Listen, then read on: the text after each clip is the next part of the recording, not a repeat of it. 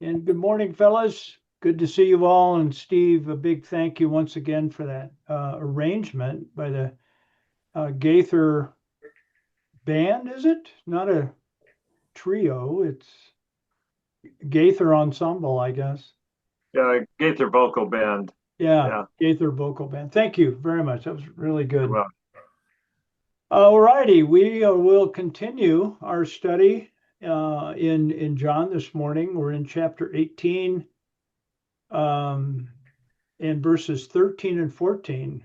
A wow with two verses this morning. And today we're going to be looking at who's leading who. The arrest has taken place in the Garden of Gethsemane, and we'll carry the story forward with these two verses. Last time, we spent 2 weeks looking at this idea of power. And power is going to be present and, in a sense, um, contrasted two different types of power, probably for the remainder of our study. So we're going to become very familiar. And I think it's good that we talk about this because of some assumptions I have. It's just, and I'll share those with you, of how I think we as people think about this idea of power. We've laid out in two sessions two types of power. Last week, we talked about the cruciform path. I used the term path. I could replace that with power. It's a type of power. Jesus talks about kingdom. It's also representative of the kingdom of God versus the kingdom of this world. So when I'm speaking of power, we could think about path because it's a direction that we people choose at various times. So it's a path, it's a power, or it's a kingdom.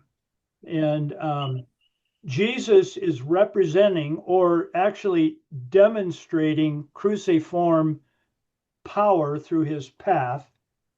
And I gave a couple of references there. It's representative of the cup. He says, "Shall I not drink of the cup?" A few weeks ago was the verse where Peter hacked off Malchus's ear, and Jesus said, "Peter, put your sword away. Shall I not drink of the cup?" And so there's a contrasting power that he's leading us all into, the cruciform power, the cruciform path. Put the sword away. Let these people go. That's representative of the cup. In contrast to that, we looked 2 weeks ago at the power path. Again, that term path could be not power, but we could call it the power of this world. Jesus is actually talking about a power that we are all familiar with. And that's what we're going to be looking at back and forth. What we're familiar with in regard to power and what the cruciform power represents through and demonstrated through the person of Jesus. Well, the image for the power path is the sword, and the sword represents or is actually demonstrated through unification of two opposing groups, or actually could be more than two. There was a common arrest of Jesus, and there was a binding that took place in verse 12. So that's what we looked at two weeks ago. And of course, as we circle the cruciform path, Jesus said, "My kingdom," which is a, a term that we could put in place of path, "my kingdom is not of this world." So we're talking about two distinct powers, and we're going to carry that idea forward this morning. So we read in the text that they bound Jesus and they led him away. They bound him in verse 12, and then they led him to a fellow by the name of Annas first. He's the father-in-law of Caiaphas, who was the high priest. Caiaphas was the one who had advised the Jews that it was expedient for one man to die on behalf of the people. We've looked at this a few times before, and we'll reference it again this morning. So, big picture, 30,000-foot view, the arresting party bind Jesus in verse 12. Then they lead him, so he's handcuffed, however they did that. Then they lead him to where the arresting party can support their own constructs. So we're kind of looking at this in a bit of an abstract view. Of course, they're taking him in due process here, but they are in charge, leading Jesus, the bound Jesus, to where they can support their own preconceived ideas. This action in 13 and 14, it provides a clear example of how we humans naturally respond to fear, anxiety, and conflict. That is what I'm imposing on the text. I think the arresting party, the Jews, and then indirectly the Romans, they are all operating out of fear. Fear, anxiety, conflict, the need to win. I believe this is the motivation for their actions. Now I go another layer deeper. As how this is demonstrated in my life is I feel the walls closing in, I'll identify the problem. I will naturally try to identify what that problem is, and it's never me. It's always something else. I will then bind the problem. This is a graphic, or this is indirect of what is happening before our eyes. I'll bind the problem, then lead the perceived problem, Jesus, away from what I'm calling cohesive presence. I'll define it in a moment. So my actions as a human being is when I feel constrained, I'm going to look for a problem, a scapegoat, basically, just like we see in the text. I'm going to then bind that problem and control it, and then lead that problem away. And it's always away from cohesive presence. That's the good stuff, the cohesive presence. And again, I'll define it. Now I see cohesive presence in John 18:6, where in the presence of Jesus, upon the arrival of the arresting party, they said, "Who are you looking for?" He says, "I am." And they all fell back. They were in the presence of the living God in flesh. They had some cataclysmic experience for a period of time, and then it's like it ended, and then business as usual. So there is a presence that they were brought into for a moment, but in a moment in time, they shifted back to their own agenda, and into the realm of one's own choosing. I think this is a human propensity. I'm going to move my screen here. Okay, so what I mean by cohesive presence is the place where true life can happen, and that's the presence of Jesus. That's what we're called into. That's what we're invited into moment by moment, is Jesus's presence right here, right now, in the person of the Holy Spirit. And that is characterized by a unifying presence. There's a general coming together, not a separation into one's multiple agendas. The cruciform path is about freedom, and it's about coming together, and in a very general statement. So that's what I mean by cohesive presence. It's that presence which brings us all together.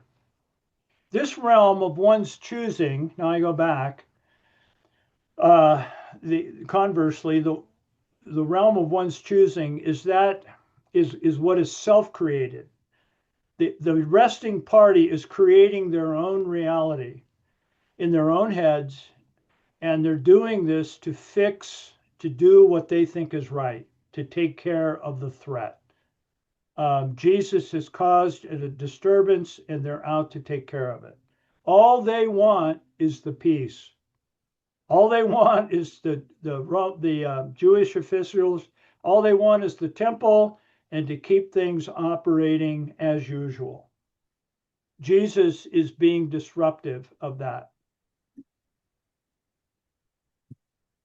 Meanwhile, the creator of all things, Jesus, who is silent, he's allowing this to occur. Fellas, this is really important to me, and I'll attempt to communicate it.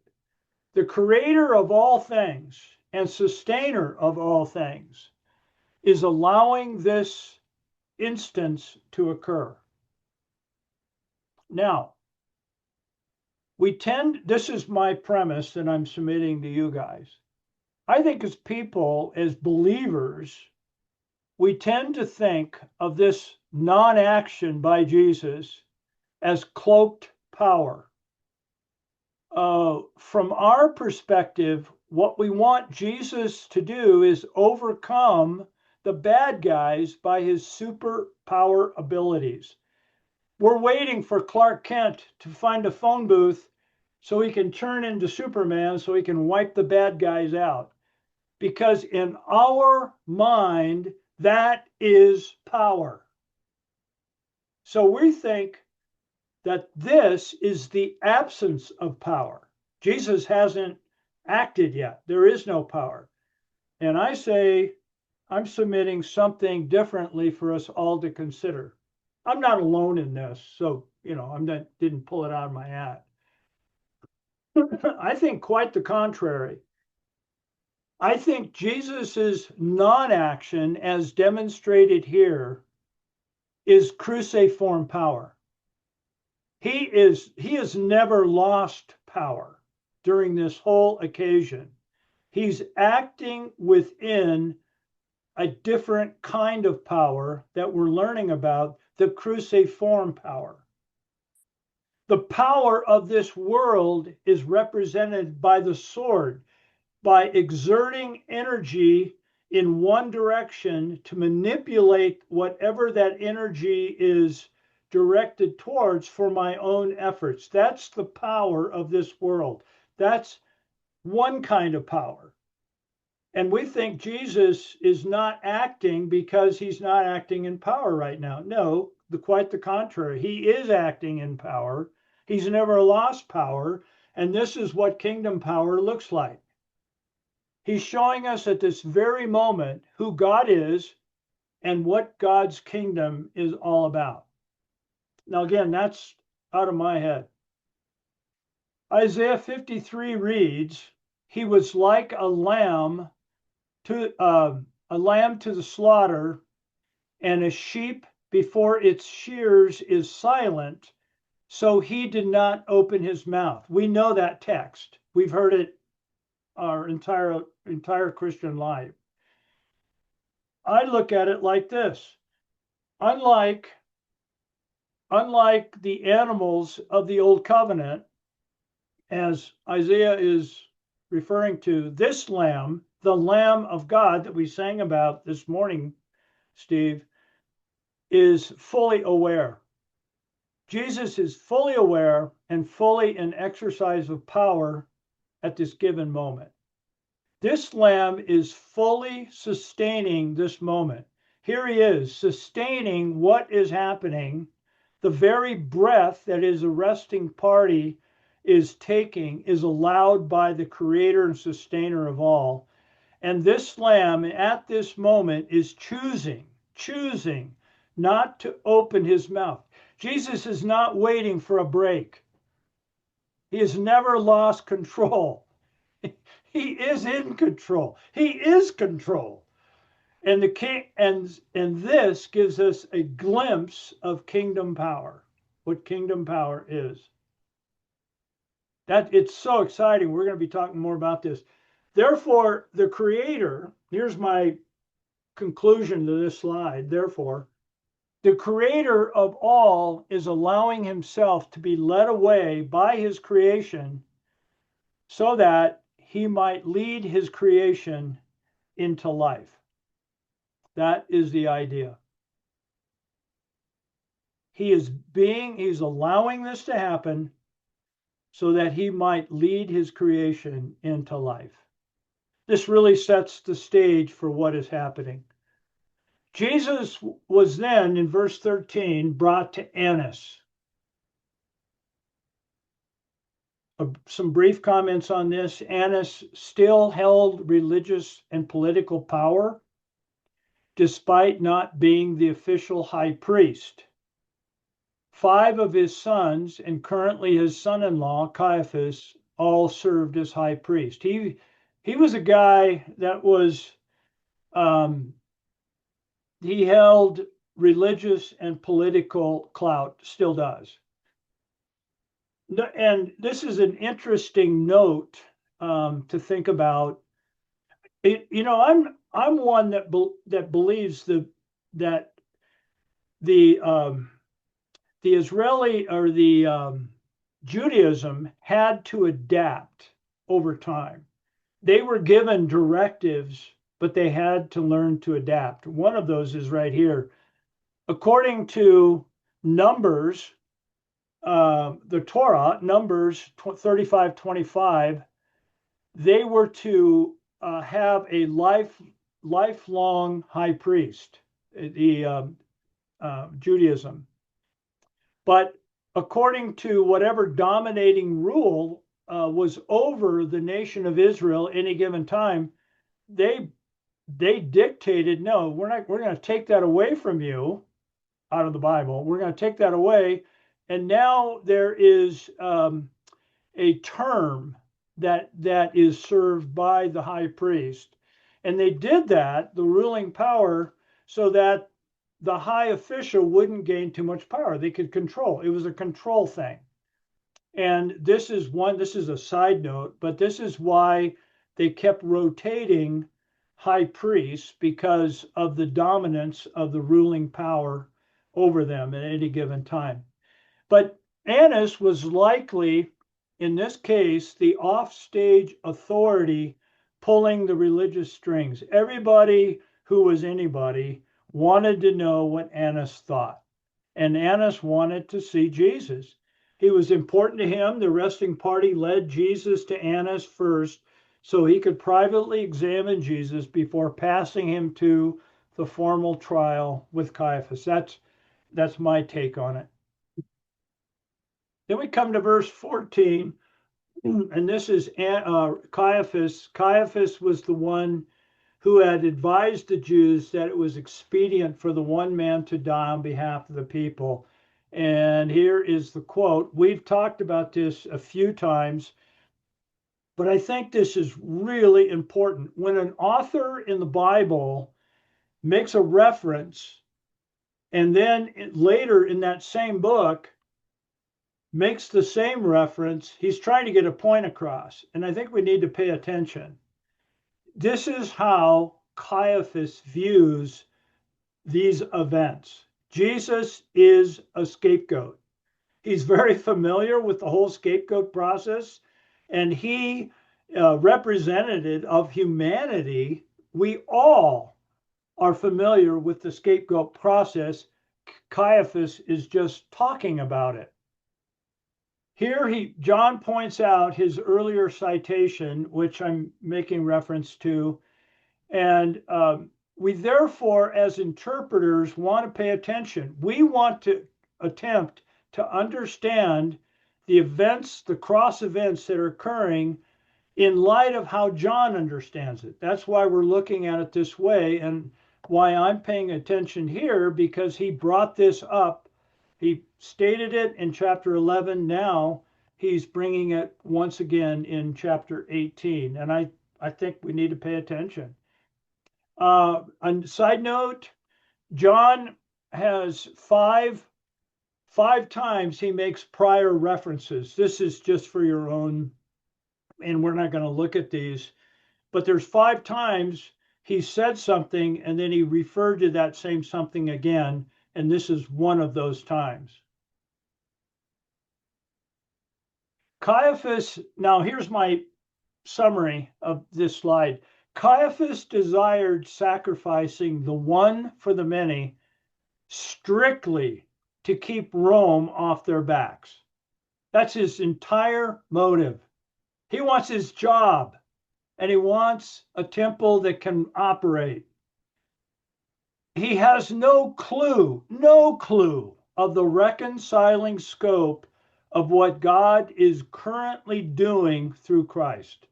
No, nothing of that.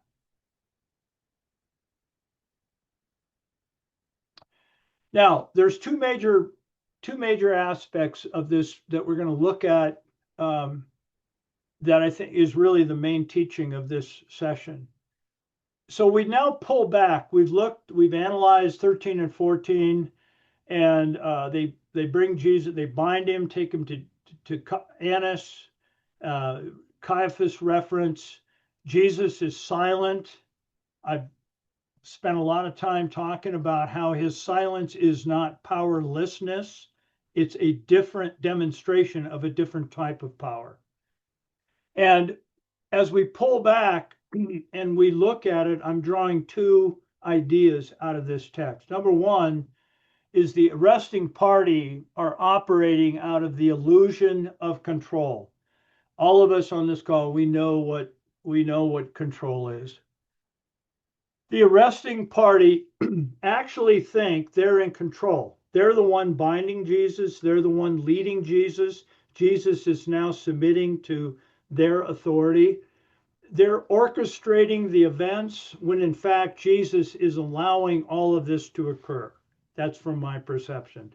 No, and I use the text, no one takes my life from me, but I lay it down. Jesus is laying his life down. That is pretty important. This reflects the illusion of control. They believe they're protecting their religious system, their nation, their status. Actually, they're caught in a divine initiative being allowed to play out their own script. Jesus is allowing this to occur. Again, for the second or third time, he's not waiting for a break. He is purposely allowing this. In this sense, it's not Jesus who is being led. I don't think Jesus is being led, although he's being led. So bear with me on that. It's the leaders who are being exposed. We're not talking about Jesus as this passive individual who, God, poor Jesus. It's not that. He's choosing this. But he's through this nonviolent response, he's exposing the leaders. They are merely being allowed to follow their own destructive thinking at this time. What they think is a well-executed arrest, all in the name of God, is in all actuality the illusion of control. They think they are in control, but it's smoke and mirrors. The illusion of control, the second is false at-one-ment. Now, I'm using that term over and over in reference to atonement, because we have all been taught to think about atonement. You know, when you hear the word atonement, no doubt you have images in your mind.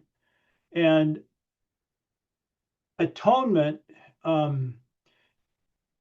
is what Caiaphas wants. He wants atonement means at-one-ment, a bringing together.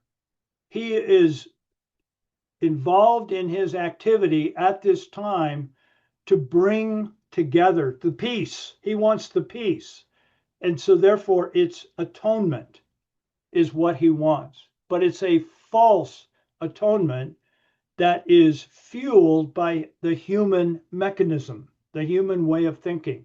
This is how Caiaphas is promoting atonement.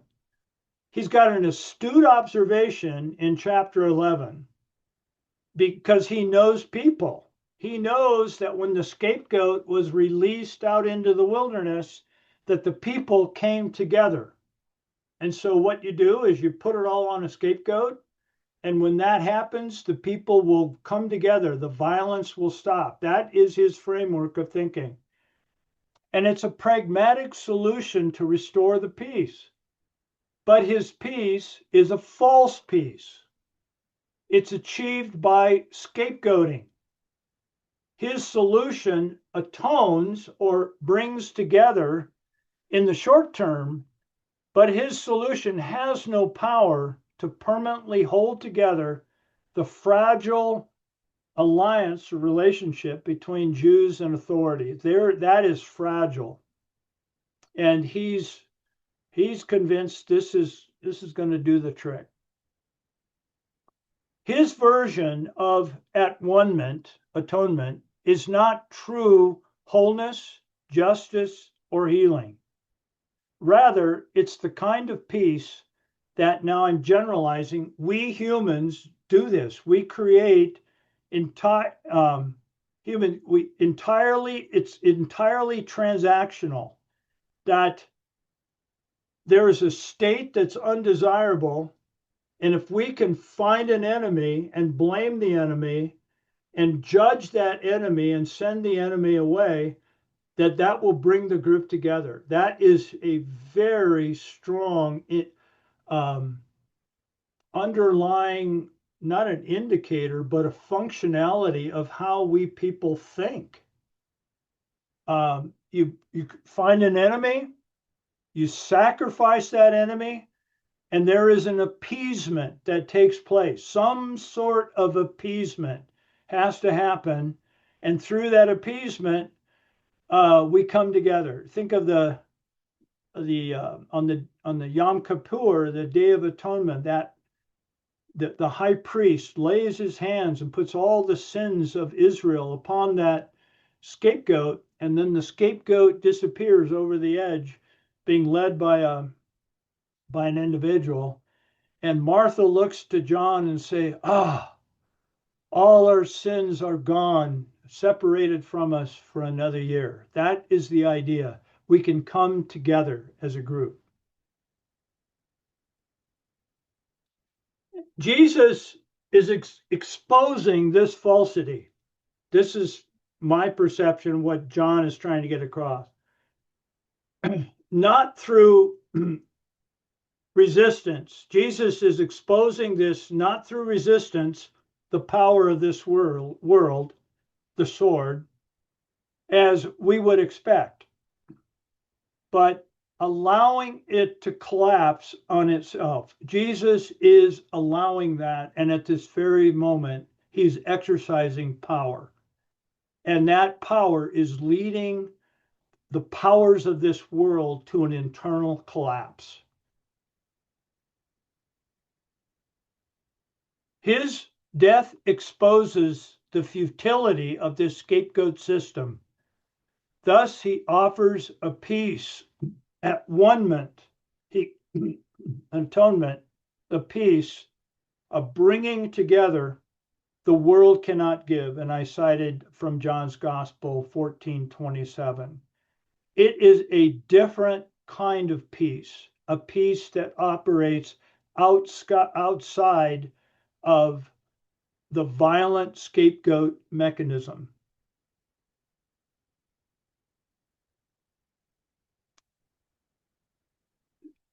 So Jesus, the one being led, is actually leading humanity into it. And this is like a micro snapshot here. We're going to see more of this same, it's the same thing, but we're going to see it expanded in the events to come. Jesus is leading humanity into a confrontation with its deepest illusions, especially the belief that peace can be secured through control, violence, and appeasement, all demonstrated in and through the scapegoat system, which they are all familiar with. Thus, we begin to understand the way that John the author is inviting his readers to think about the cross event, what's happening. Up to this time, we've seen Jesus in his ministry extending the kingdom of God. Now it is coming to a climax, a conclusion. It is he calls it his hour in John's gospel. And we are looking at this through the eyes of John the author, and we are attempting to follow his thinking to the best of our ability, living in the year 2025. So I've been spending time writing short, what I'm calling one-pagers, and it's a wonderful gift. Not that I have any gift, but it's a wonderful opportunity in life to express things that I've been thinking about. And I wrote a one-pager on this text, John 18, 13, 14. I'm going to share it with you. And then we'll go into discussion. I call this the wobbly top. I received my cup and found an open table to meet a friend over coffee. Resting the cup on the table, I discovered why the table was open. The familiar wobbling top. I folded a napkin and stuffed it under one leg. Well, it worked, sort of. The shaking stopped, but the problem remained. That moment, familiar, simple, unremarkable, references something far older and far deeper. In John 18, Jesus is brought to Caiaphas, the high priest, who had already advised it is better that one man die for the people. He wasn't seeking truth. Rather, he was stuffing a napkin under the table's leg. He wanted things to feel settled again, religiously, politically, and socially. Jesus had disturbed the balance. His presence exposed the instability they'd long ignored. So the solution, of course, eliminate the disturbance. Silence the voice, sacrifice the man. It worked, sort of. The table of their world stopped shaking. But the problem wasn't Jesus. The flaw was structural. The people weren't looking for the kind of peace God gives. They were desperate for control, for clarity, for a moment of calm. And in that desperation, they mistook scapegoating for salvation. We look for quick fixes in our lives, our churches, and our culture. We name a problem, we identify a person, and imagine that exclusion will bring peace. But it's false atonement. It's a unity that costs us truth. When we settle for illusions of control, we miss the deeper healing only Christ can bring. The only stable table is the one Christ sets. He didn't come to shove a napkin under our brokenness. He bore it all, or he bore it, all of it. Not to give us momentary calm, but to reconcile us to the Father, to steady what could never be fixed by our hands. So, table time. We've looked at two major ideas today, the illusion of control, and I've got a question there, and then we've looked at this false atonement. I am proposing to you guys, submitting to you, that this is not a Judaistic problem. This is a human problem, and that we're being invited into examination of this. They carried this propensity. I've been guilty numerous times of this same idea of how to get the peace. So the illusion of control. Let's talk about this. Get your comments. We got 20 minutes. So I wrote a couple of questions here. Where from your under illusion of control, where from your life experience have you witnessed proposed fast fixes as a solution, like Caiaphas? How does this relate to our human need for control? We're all experts on that subject. Number two, false atonement or at-one-ment. When have you seen unity or peace built on exclusion or blame? How do you discern the difference between true reconciliation and false atonement? These are really, I spent a lot of time thinking about these questions. So let's ponder that. Hopefully they'll draw out some comments from you guys, and the floor is open. So feel free to respond.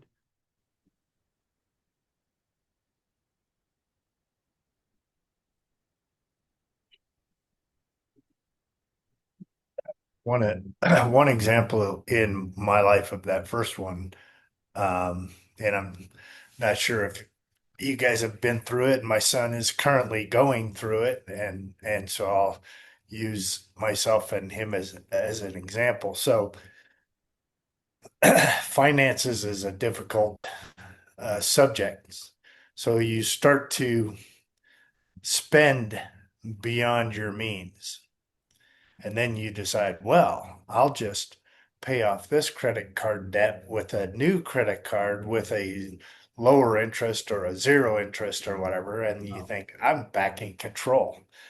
The problem is it's not the debt itself that is the problem. It is the spending beyond your means. And if you don't get that corrected, then the problem just extends and exacerbates, and you end up out of control again. So the illusion of control is that I've now paid off this debt with this high interest with one that's low interest for the meantime, but I haven't corrected the problem hasn't been addressed. Yeah. The problem is the spending and not, the debt itself. So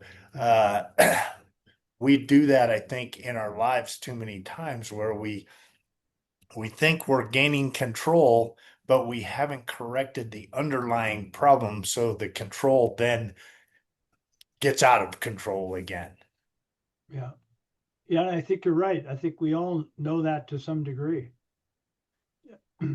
If we can go from 8% interest to 3% interest, that's good, but it's not a permanent fix, is it, Jeff? No, you end up, if you haven't corrected the problem, you end up back underwater again, and it's usually deeper water. It is. Yeah, in 6 months it's going to go to 12 or 15% or 20%. Yeah. That's a good example. Probably something really familiar to all of us, the illusion of control. It feels good today, but what about in 6 months? Yeah. Yeah. Caiaphas, sure, it kind of worked, but it wasn't the problem. They had a structural problem. Other thoughts, fellas? Thanks, Jeff.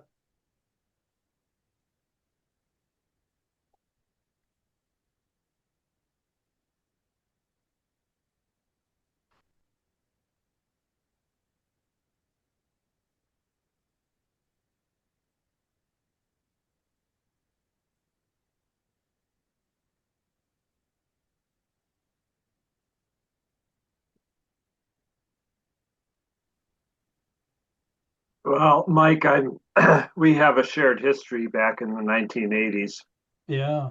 with the church experience, and I don't know how this becomes an encouragement to all of us on this Zoom call, but I've never quite thought of some of what we experienced as our church began to fracture, if you will. I hope that's not too strong a word, Mike.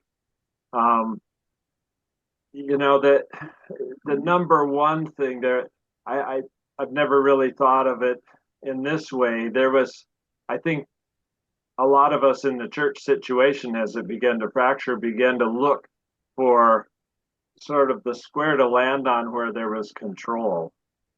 Yeah.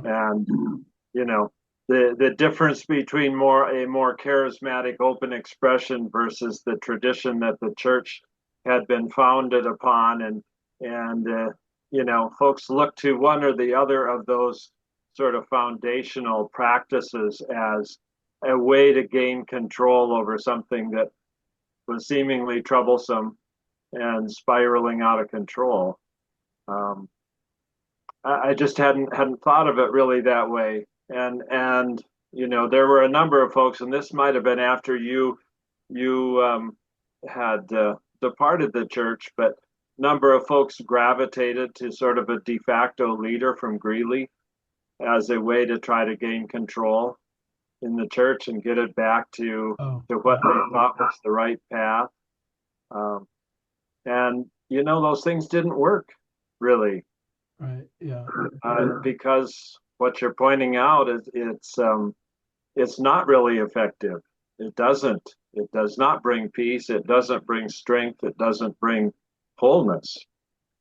Uh, those methods. That's true. And Steve, I haven't, like you, I haven't thought about this for quite a while, but I, yes, I left the church and I too created a scapegoat, the church. The church was, in my mind, too binding, but this was manufactured in a person's head that was about 34 years old. Well, And that yeah, what we got to find is the truth. The truth is in the power. And I didn't learn a thing. I went and did the same thing again. I had to go well, through it again. Yeah. So it wasn't the people, wonderful people. It was the idea that my uncomfortability led me to some idea of who to blame so I could feel better about myself. And that thing just we all had them, we all Mike. have that. Yeah. Yeah, yeah. It's enlightening when you get sort of in touch with the human condition. Yeah. I'll just say that. At 35, that's kind of a hard thing to do. I don't minimize being 35 years old by any means, but we got to go through what we have to go through, and hopefully we get it. But I think what you're bringing it is, Steve, and thank you, is a reminder out of our joint shared experience where we saw the scapegoat mechanism and looking for something to bring wholeness together. And maybe it works, maybe it works kinda, but it's not the solution. Right, right. It's in here. It's inside. Yeah. Thanks, Steve.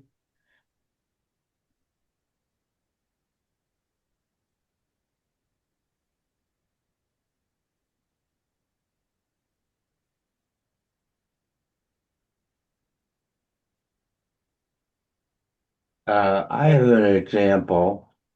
Can you guys hear me? I can't get my microphone to work. Yeah, you're Yeah, coming in I loud hear and you. clear, Tachi. Okay. Sounds good. Yeah. So,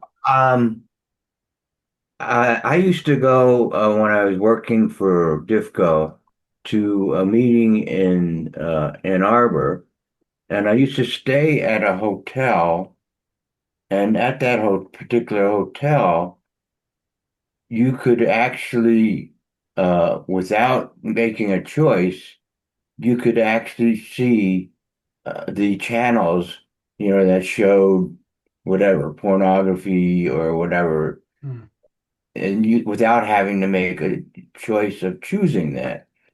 So I would get in there and I would actually try to avoid watching that channel that wasn't being blocked. Okay, it wasn't 100% quality, but I could see those images, and I tried to do everything in my power not to do that. I take my BSF lesson and try to do that and not look at that. Right. I shared that with my Bible study group, and they came up with a suggestion, we'll just change the hotel. Okay, so I did that. I changed the hotel, and they didn't have that issue.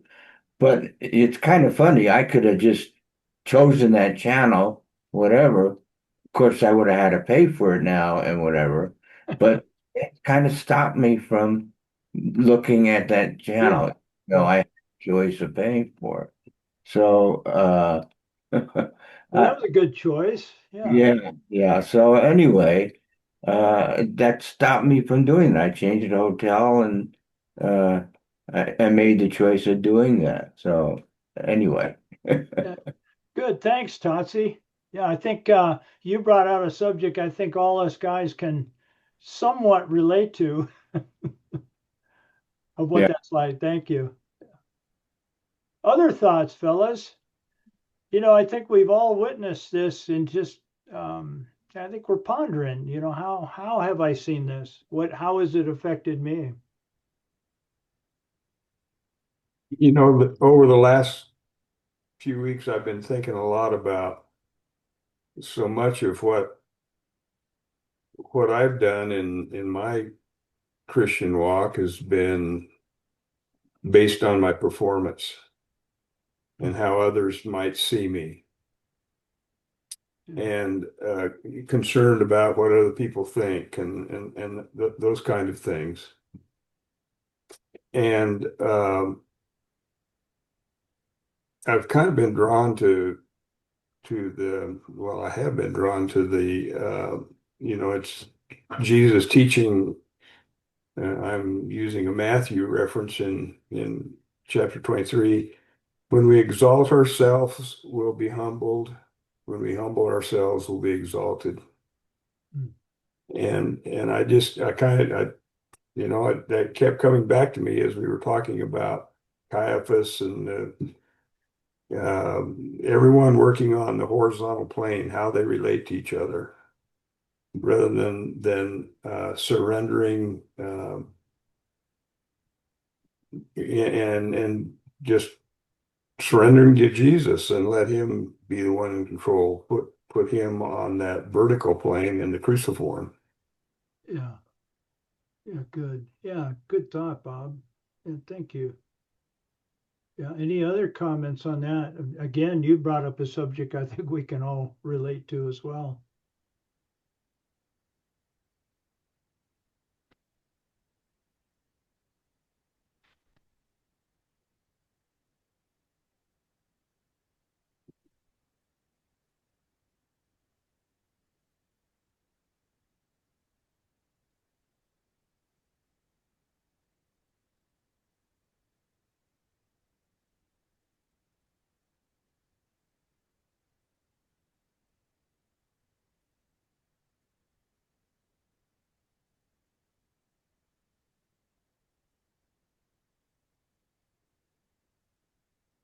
Mike, I do have a comment comment on your second question there, and I'm sure we've all been there with spouses and stuff. But um, one of the books I read, and my wife and I read together, was it's called The Five Languages of Apology. It's kind of like the five love languages, but uh, one of the things they talked about is not just saying I'm sorry. So you get in a situation with your spouse where things are not right. So you say, I'm sorry.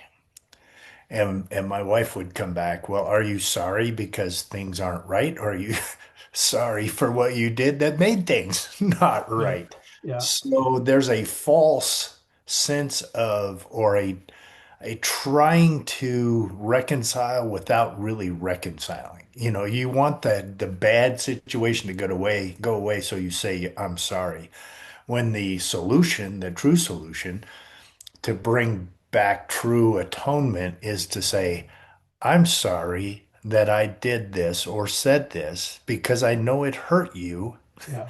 And that's what's caused this division. So you're trying to find the thing that caused the division, not just gloss over and say I'm sorry because what I did made things uncomfortable. Yeah. I want to make them comfortable again.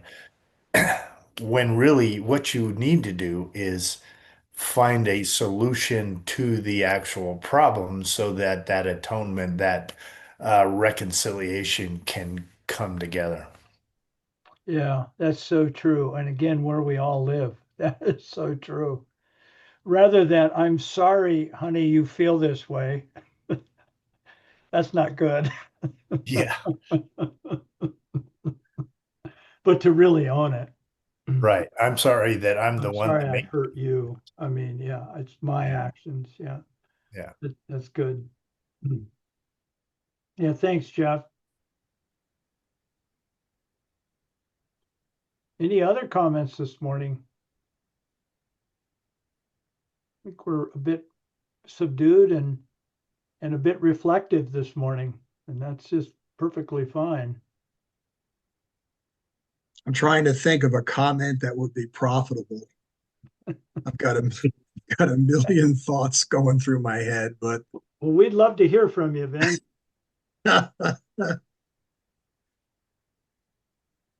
I too, as Steve alluded to, I too was in a ministry that had this, issues with its structure and its doctrine and whatever the issues were, and oftentimes the immediate solutions were, let's just get a new board of directors. I mean, Right. these guys are nut jobs and we need to get rid of them. Yeah. And we did. And it turns out, though, that the people that were replacing the problem people were proteges of the problem people. So while physically they were different people, doctrinally they were the same guy. Yeah. So nothing really changed. And that was, we thought, John Doe here is the problem. If we get rid of him and put Jeff Smith in there instead, everything will be okay. But Jeff Smith was thinking just like John Doe. So really nothing changed except for the physicality of the body. And we slowly learned that the problem was not as easily identified as we thought. It was a systemic problem, that it was going through the minds and bodies of all of the participants, and that doctrinally people had to change. And that's not a fast thing to do.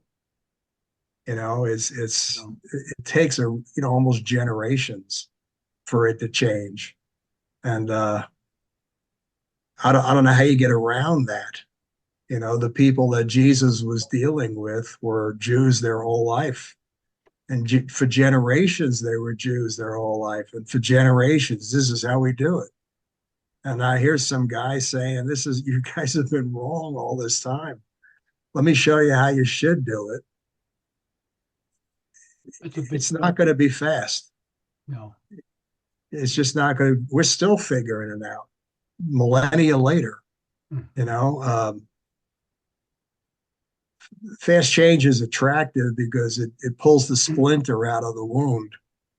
But if you keep doing the same activity, if you keep picking up thorns, you're going to get splinters forever.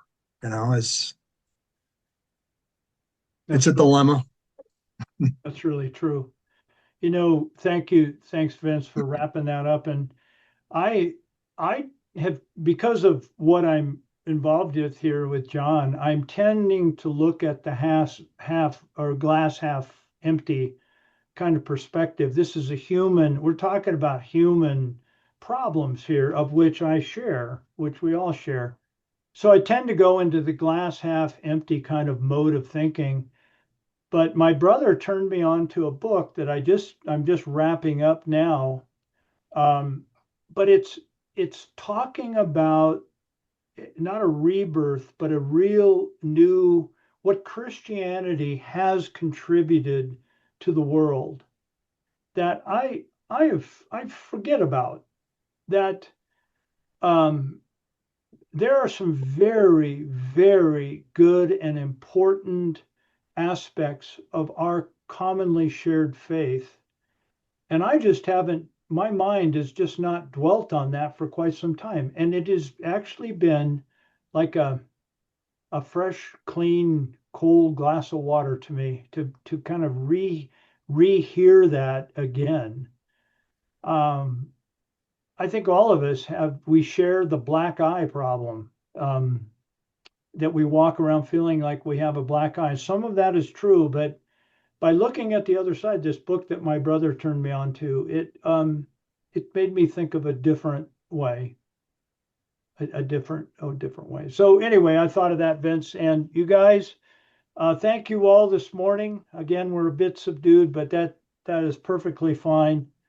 We're going to continue next week on the 16th, and we'll have another lesson out of John as we continue on and watch this process now being underway, the cross event. So anyway, thanks for joining in, guys. And thanks, Steve, for bringing that hymn. That, man, just home run. Talk to you later. We'll see you next week. Thanks, Mike. Hey, Mike, thank you. Yeah, you're welcome. Bye now.